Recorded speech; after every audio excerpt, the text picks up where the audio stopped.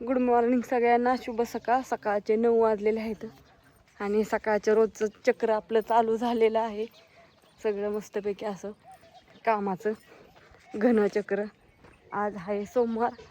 Parcel ही pack करायच्या. ती आमचं बापू सजून धजून कुठं चालल्यात काय माहिती.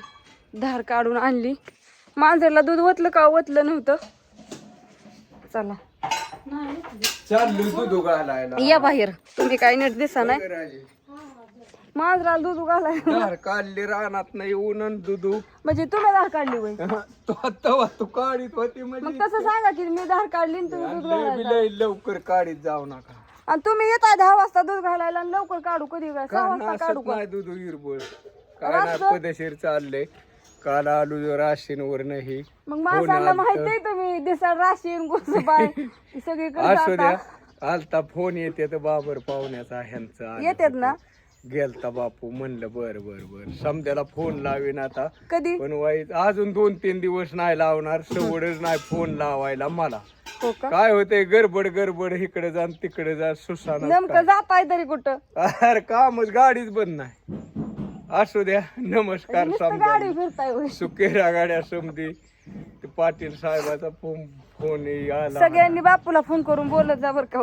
बापूला सवड नाही आमच्या लय काम आहे. दिवस मावळल्यावर करीत जाऊ नका गाड्या. ते माझ्याकडे नसतो. राजू काकीकडे असतो फोन. राजू काकी भांडणं करण्यापेक्षा हे दर बाबा कोणाचा आलेला उचल बी आणि करीत जा. काय नाही तिच्या बरोबर बोलायचं असल्या बोलत बी जा. माझं नाही काय. हा हा चाललंय. नमस्कार समद्यांना. या दूध घालून आणि ती मोटरचं लाईटीचं पण बघितलं का नाही? आता कसली लाईट मोटर आणायची होती ती. अरे ती दादाचं काय झालंय कोणास ठाऊक. एकदा चक्कर मारून येके जोडू तरी म्हणजे का. आणि मग कधी टाकायचं नाही जमत तसं जमत्यात हानतेन की बाय मला घरी येऊन पार.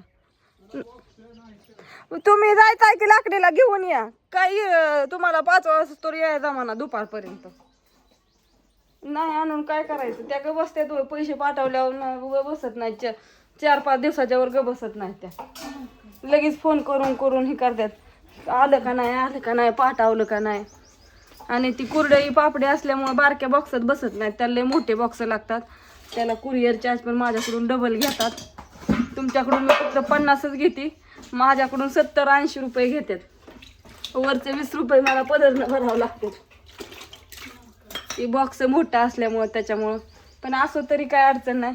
लय लांब असल्यावर तर काय हीच होतंय थोडंसं. पण म्हणलं आता भांडी घासायची काम चालू. एकदा भांडी घासते नंतर मग कपडे घ्यायला जायचे. स्वयंपाक चालू आहे. चपात्या लाटायच्या. कालवण शिजले वांगे. अन्नाला जायचे पेपरला.